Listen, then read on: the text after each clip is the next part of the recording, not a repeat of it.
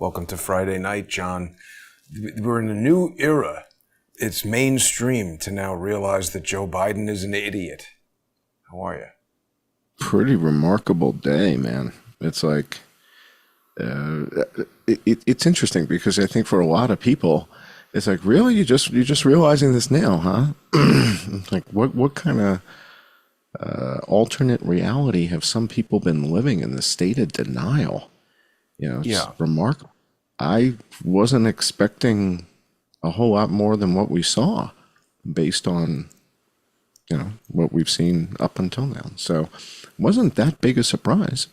I think somebody made a comment I saw on Twitter that they felt that the former president, Trump, sort of handled it with as much grace as anyone would expect him to muster, because he could have just, pounced all over it. And so I think he was coached well to just stick to the issues and all that.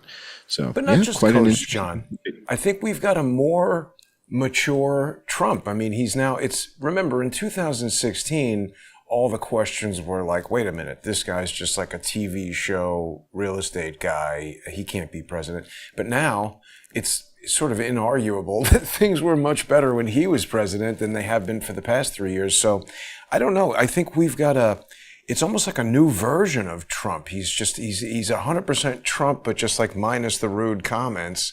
And then he just still decimated Joe. Indeed. And it's going to be interesting to see what happens next. I remember I've been trying to find this clip in my, all the videos I save locally. Joe Biden was making a trip to Vietnam. It was one of those, G7, G20, whatever the hell they do over there. And he was going to Vietnam. And while he was in Vietnam, Gavin Newsom was visiting the White House. Right. And it was, what the hell is Gavin Newsom doing visiting the White House when Joe's not there? Yeah. It's like, we're going to take some photos and just kind of feel it out, sit at the desk. It's weird, It was very odd. And I can't find the video clip, but I saw him like walking into the White House. And it was when Joe was in Vietnam. And it's just an odd, little ominous foreboding there, which I think is a term they use in film, right? Ominous foreboding. It's that little hint that you get that something's about to happen. So we've got a really exciting debate here tonight. I'm excited for you to be the moderator of the debate. But we don't have Malone. Well, we have virtual Bob Malone. So we've got enough content that the AI will be able to fool the audience and they'll think that Bob Malone's here. Yeah, we've got enough content. It's good enough, right? Basically, Bob Malone? Oh, no. This is good stuff. This is not, this is pretty good. This is the real Bob Malone with enough clips that, we can interpolate the rest. So I think we're going to be good. So it's going to be a lot of fun. I'm very excited about the new book. Have you told everybody about the new book yet? Have you told the audience about the new book? Yes, you are all wrong. Yes, I'm very excited. This is the new book that's coming out. And if you look closely, you can see like Peter McCullough, you can see, you can see all the big names there in the crowd. And so this is the story of what it's like to be sitting on the most damning evidence, since September 11th, let's say. And it's so incredibly upsetting to people that they won't consider it because of what it means. So, for example, I had Brooke Jackson on the show, and we did an interview. We talked about the temperature and the thermostats, and the refrigerators got unplugged, and they still gave the stuff to people anyway. Well, her husband, I think, was suffering from vaccine injuries or something, or believed he was. And she ended up blocking me because I shared with her that January 13th was the date that President Trump ordered from Moderna, according to Mike Pence. Why did she block you for that? Because that's upsetting to people. And they can't handle that level of Wait, this is the potential lady who's deception. like the whistleblower who was working at some factory and then got represented by Robert Barnes. Is that right? She was working for a company that ran the clinical trials during the manufacturing, before they release the products, they do clinical trials. And she's tried to say, hey, you can't use these. And they said, get this lady out of here or something. She lost her job for blowing the whistle, stopping the clinical trial production and say, well, you guys are violating this, you're violating that, the refrigerator's unplugged, stop. And they said, no, you're fired. Right. So that's the net of it. And what I shared with her on Twitter was that Mike Pence said, and Ivanka said, that Trump ordered these vaccines January 13th of 2020. And if that's the case, the likelihood that it was for something more dangerous is pretty high. So what happened to her husband, though? I don't know. We heard the same sort of thing from Charles Rixey, right? Charles Rixey also said he's having issues with his heart or whatever it is. So again, I'm not a doctor. What the hell do I know? I don't know what's going on with these people. And if in fact it has any correlation with their vaccine status or whatever, I'm simply pointing to the dates and saying Mike Pence said and Ivanka said that Trump ordered these vaccines January 13th. And on January 13th, we weren't yet at 2 dead and we didn't yet know if it was contagious. So those are just uncomfortable facts, right? That's like Al Gore. What's the uncomfortable truth? What's he called? Yeah. As he jets around the world. Inconvenient truth I is want to that tell you something about vaccine injuries, though. Yeah. So you saw I was covering this Felix Sater trial like last week and everything. So I don't know exactly why, but there was a phone like DDoS campaign where my father and my ex-wife were getting just tons of phone calls from tax preparation places saying, hey, we're returning Jason Goodman's phone call. So I yesterday spoke to my ex-wife for the first time in 2 or 3 years, and she told me that her, in addition to getting all these phone calls, her and her new husband both got really super sick after taking the second COVID vaccine. And she says that she feels like she got vaccine injured and she doesn't want any more COVID vaccines. Interesting, right? It's the first person I know who's told me that they think. That they've said, yikes, I think I made a mistake. Yeah. Again, most people don't want to admit it. I've spoken to people who describe all these problems and don't associate it with that. Right. And so again, I don't have a horse in the race, right? I'm just looking at the data, and the data is pretty compelling, and the dates are really compelling, and it's enough so that people get scared. People, the cognitive dissonance, again, from the story you were told. Right? Same thing with Melissa McAtee. Melissa McAtee ran the Pfizer quality. I forgot to turn on your channel, man. I'm sorry. We're going to have to run the live stream. There's a lot to remember to get the show going. I'm sorry, everybody over at the John E. Hoover channel. We'll be starting. So you guys will be seeing this half an hour or an hour delay. So the net of this is Melissa McAtee, she's on the production line at Pfizer in Kansas. And she's reporting anomalies that she sees because she's in charge of, quality auditing. Quality auditing are the people on top of quality control. Okay. So this is like the final checking. This is the quality control. Yeah. This is the auditing. Final. Yeah. Final. These are like the guys who get to drive the Ferrari around the track, right? And make sure there's nothing wrong with it, right? So she's final at Pfizer in Kansas where they're making the product. And she's reporting the anomalies. She gets fired. But they don't know. It's like, the compartmentalization of the information. They don't know what's in those ingredients that comes in through the shipping department, right? They don't get to check that stuff. They're just looking. Are there any bits and pieces of octopus in here? No. Good. Okay. Ooh. Are there any bits and pieces of tuna fish in here? No. Okay. Good. They're looking for stuff, right? Is there any Bosco in there? No. Good. Okay. We can continue. Yeah. No rat. Good. Continue. Right. So They're looking for things, and as long as there's no things in there or nothing that's, it's like, it's not supposed to be blue, right? Right. It's supposed to be clear. Oh, then if it's blue, we should probably stop, right? Yeah, of course. That's what they do. So that's quality. And so, but these people don't necessarily know. Like, for example, Brooke is running a clinical trial. If the contents of those inoculations were accidentally from Marburg virus, how the hell is she supposed to know that? Ooh.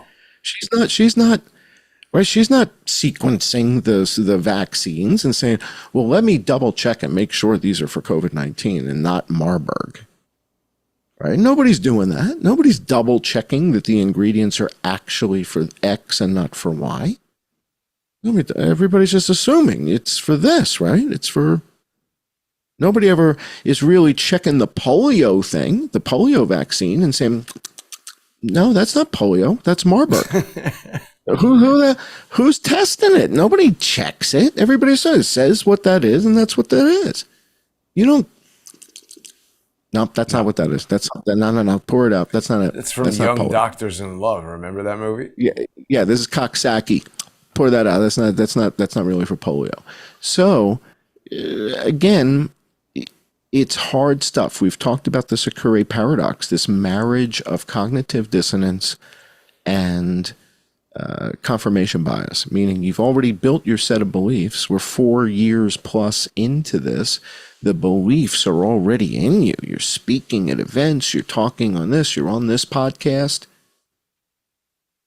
And along comes us with a whole different twist. I mean, this might as well be Saudis and helicopters with viruses. I mean, it might as well be. It's it's completely out of left field. Yeah. Well, they hate everybody. So the people who were legitimate get upset and nauseous from it. And the spooks, the professionals, right, the spooks, they hate it, right? Because all they can do is ignore it, block me, that kind of stuff. So it's upsetting because, again, it takes strength. This isn't easy. I think there's a saying that, bravery isn't, strength, in the face of no challenge. It's not the absence of fear. It's persistence in the face of it. Exactly. So, it's hard. This is hard to face this stuff. And yes, it takes a toll on you. It absolutely wait a minute. I have a question. Yeah. I thought you were already following Bubba's Lamb Chop Shop.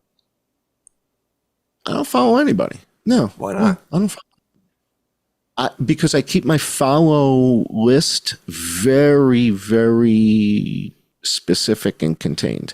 Okay. And I don't need to follow Bubba because I have that little chat coming up there thing. Yeah. Well, and I also have a chat DM thing constantly going with Bubba and Amy. So Bubba, Amy, and I, it's like we're in the library every day together. The three of us have a chat thing going constantly. And then there's a nurse out of Netherlands who also I have a chat that we keep up, Denokstoster, I don't know how to pronounce it. And she's a nurse out of the Netherlands, and we also do research back and forth constantly. So I don't need to follow them. They're sending me DMs. We DM each other. Pilates with Jillian Michaels? I was excited to see her visiting. Yeah. I mean, if she wants to meet for coffee, she's kind of cute. She's age appropriate, right? She's 50-something. I like Jillian so she's Michaels. Age appropriate. Yeah, I'll have coffee with her. Geert Wilders. So Wilders, what's his name? Geert Wilders. He's a big politician guy in the Netherlands, I think, and he's another interesting character. Looks like he's been poking around. But, you see this common theme here, which is the guys in Fort Meade really wanted tickets to the debate, and we had to explain to them that there's no audience participation in the debate. So you guys, you don't get to come to the debate. I'm very sorry. There's not going to be audience participation, but they were kind of insistent. And it's too bad. Zoom out. It's too zoom bad. Out. Show everybody how many there are of those. Whoops. It's too bad that Malone wouldn't do an actual debate. He just got pissed off, basically. Mm-hmm. So what you guys are seeing here is these are discrete recommendations of who I should follow. And each one of those 3 3 set items is, 8 in the morning, 10 in the morning, noon, 2 p.m. Arby's. So if you want Arby's, salty roast beef, and they also just Hey, went they bankrupt, I think. they know where to find the meat. They know where the meat is. We got the meats. We got the meat right here. So it's interesting, though, to see just how frequently the Fort Meade account is looking. It's like, guys, you're like the head spook agency. Can't you make that thing invisible and make it look like you're Arby's or something, you dopes? It's like I see you watching me, right? You guys understand that, right? We see you looking in through the window at everything we're doing, right? Why isn't Taco Bell more interested? It's a good question, Arby's? quite frankly, I'm a little upset that it's not In-N-Out Burger, quite frankly. But that would Or El definitely Pollo be Loco. spooks. Or El Pollo Loco. I mean, if El Pollo Loco would be legitimately concerned, right? El Pollo Loco, KFC, you could see them being like, damn, we're holy mackerel, we're in a pickle here. So, yeah, it's exciting that, El Pollo Loco, not, what's it, Pollo. This is Breaking Bad. Oh, is it? Is it? Okay. That's the El Pollo Loco equivalent from Breaking Bad, and they're sending crystal meth around in the trucks from the chicken company. I don't watch television. I know there was a show called Breaking Bad, but I'm not in detail. Anyway, right. So all these agencies, they want you to follow them on Twitter. It seems, I get all these DMs from Japanese girls telling me that they don't know me, but Like their sisters saw my sister saw your profile, and it's in Japanese. So it's like... Serious question, though, about Twitter, John, because a lot of people, I was noticing, I've had a really nice uptick in Twitter following since berating Norm in the street. And so you're doing great here, 36,000 followers. People who aren't yet following you can do that at I_am_John Cullen. Sometimes a little tricky to search for John because Twitter is doing some weird shenanigans, but they keep losing like 1 to 200 overnight. Have you noticed that? No, I have not. Who's losing 100 or 200 overnight? Me, followers. Yeah, losing 100 or 200 past several nights overnight. Like this will go down to 0.2 or 0.3 overnight, I think. No, what I've noticed is very limited engagement from my posts. Right, they're throttling stuff now. Oh my God, yeah. And it's getting really, really obvious. So and did you notice this? There is a new articles function on Twitter. You have to pay to use that, but it's actually worth it because it's allowed me to put the full Twitter coup on Twitter. And now it doesn't like to distribute stuff from Substack. So look at this. 147,000 people have seen this since I put it on there 3 weeks ago. Right. Big difference. So they really control how the message gets out there. Wow, I'm surprised he let that happen. That slipped through the cracks. That's not supposed. Yeah, that's not supposed to happen. Somebody lost their job over that, or they're about to tomorrow morning. Yeah, or Monday morning. Yeah. So Hans Figglesworth is watching on Twitter and wants to take you to El Pollo Loco for lunch. I think it's a good idea. I'm a big fan. I used to go there all the time. Really? Oh yeah, when I lived in LA and I was working at Oracle. That was like my favorite place. No, absolutely. All right, so what do we have? Our next slide. So let's take a look at this because we got a bunch to get to before we go to the patron-only portion. And the patron-only portion is where we really get into this hot debate with Bob Malone. And, a lot of people know about that original 2009 pandemic. Do you remember that? The 2009 swine flu? Do you remember that? I do. Barack Obama, the swine flu, 2009. I remember reading about it. I didn't know anybody. It's like nobody cared about that swine flu. Well, we're going to take a look at that video, right? And we're going to listen to Obama talk about that and what was happening then. We're going to look at that. We're going to listen to Donald Trump talk about China and the outbreak in China. We're going to listen to Donald Trump talk about the 1917 Spanish flu, which kind of stumped a lot of people. A lot of people were like, what the hell is he talking about? And all you have to do is ask. All you have to do is search. All you have to do is say, what is the 1917 Spanish flu? And a search engine will come back and say, well, according to Jeffrey Taubenberger, it's a different strain from the 1918 H1N1 because it was a goose. That's racist.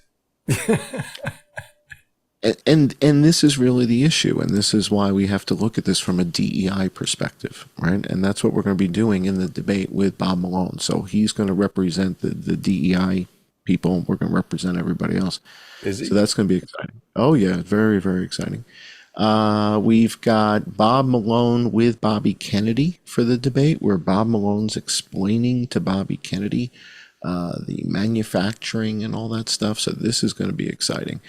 And because we have enough video clips of Bob Malone, it's going to be as if he's here participating, meaning Bob Malone on Joe Rogan, right, where he tells Joe Rogan when he got a phone call from Michael Callahan, and that Michael Callahan is a CIA agent that he's written books with. Yeah. Do you think that Bob Malone watched some Dos Equis beer commercials and decided, I'm going to do that? And it's like, Bob, I don't think blowing the cover of CIA agents on the Joe Rogan show is something they really appreciate in Langley. I think Scooter Libby went to jail for it. I think it's illegal.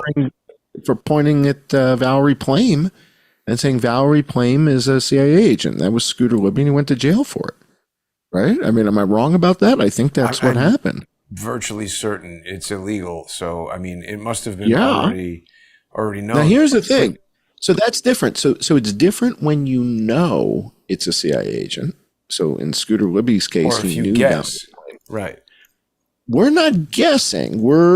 So when I say I think so-and-so is actually working for the agency. Surmise. That's it. That's not illegal. Because I could be wrong. I could be wrong, right? So that's okay. Well, but remember, this is what got Corsi all jammed up, was that they didn't believe that he had just figured out that, Julian Assange was going to do whatever it was. They were pissed at Corsi for figuring something out, and they brought him in and hauled him in and questioned him about all kinds of stuff. I didn't know that. I didn't know.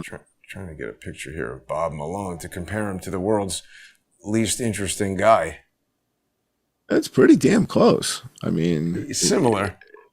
I mean, if Bob Malone were to order a Dos Equis, I think people would have to look sideways, right? Somebody people would have to look confused. Dude, come on, really? Right? People go, come on, really? Come on, have a bud.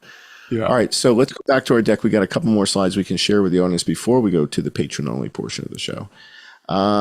So Bob Malone gets a phone call from this guy, Michael Callahan. And if you go to the next slide, we're going to be looking at this article from National Geographic that talks about Michael Callahan, who we now know works for the CIA, is in China working on a bird flu outbreak. Holy moly. And so we're going to take a look at that. It's a great hat. It's a great hat. In fact, I was going to ask you, please don't use Photoshop and put my face in that outfit, please. I don't really want to be seen in that hat. So we're going to look at, exactly. So if you go to the next slide, we're going to look at Michael Callahan's role. What was he doing in China in 2019? And we're going to base this on facts. So if you go to the next slide, you see that CNN, right? Remember CNN when they were relevant? CNN, once a year or four, comes up with a story that's got one sentence that's relevant. Here it is. And so it talks about that there was this massive outbreak of influenza in Hubei province. Well, that's where Wuhan is, in Hubei province. So there's this massive outbreak of influenza. It's at a 40% case fatality rate. 40% of the people who get it are dying. That's crazy. And they send the CIA dude there, Michael Callahan. So then Michael Callahan calls Bob Malone, ostensibly, we'll get into this in the debate with Bob, because Bob's company, Inovio, has an H7N9 vaccine. Duh. No wonder he wants to talk to Bob Malone. Bob Malone developed. DARPA paid for it or something? Well, DARPA helped launch Moderna. So DARPA helps launch Moderna. They bring Stefan Bancel from bioMérieux, and they launch this thing called Moderna, and we're going to hear that in the video. So we've got a whole DARPA clip. And so the important part here is way back in 2013, maybe before that, maybe 2009. That's why we're going to take a closer look at this 2009 swine flu pandemic. Was it really a swine flu pandemic, or was that the head shake? Was that the head shift, the head fake? Was that the Barry Sanders move, is to call it the swine flu pandemic? Was something else happening in 2009? Because we know they've now, apparently, they don't mind using one virus to cover up another virus. Did they do that in 2009? I don't know. That's why we're going to look at that video. But the net of it is they start Moderna. And the reason they start Moderna is because they realize one of these days, these bird flu things are going to take out a lot of chickens. And if there's no chickens, we can't make vaccines and eggs. But is that why they started it, John, or is it that they have this plan to like make viruses and make vaccines and give the vaccines to our people and the viruses to their people? No. It's very simple. Back then, these people, the Bob Malones, the Dr. Fauci's, the Michael Callahans, they're screwing around with these viruses, right? Kawaoka's screwing around with them. They know there's going to be a bird flu outbreak. You hear Redfield talks about it all the time. It's going to be bird flu, bird flu, bird flu. Back in 2009, 2010, they knew this. So they start Moderna. The reason they start Moderna is because they're looking at each other like, dude, there's not going to be any chickens. And if there's no chickens, there's no eggs. If there's no eggs, how the hell are we going to make vaccines for anything? We won't be able to make any vaccines, not just influenza, coronavirus. We won't be able to make anything. We make them all in eggs. And so this is where the Michael Savage piece from the Milken, Michael Savage is the host of the Milken conference piece. And he says, we've got to get off eggs. We still make vaccines and eggs. We got to get off of eggs. Well, that's it. They wanted to push mRNA as a platform. But listen, let's continue this conversation in the sponsor exclusive segment. People are going to be able to join us there on subscribestar.com/IamJohnCullen, patreon.com/IamJohnCullen. You can also join us on odyssey.com/@crowdsourcethetruth.